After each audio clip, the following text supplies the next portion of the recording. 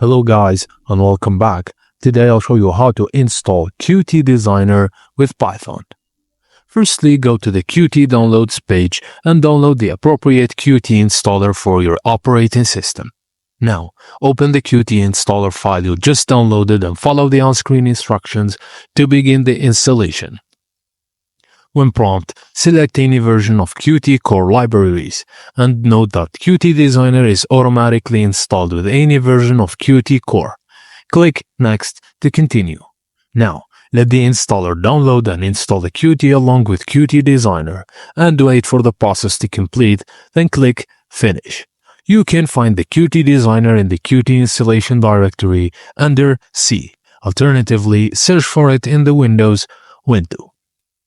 And that's it guys, thank you for watching and please don't forget to like and subscribe for more.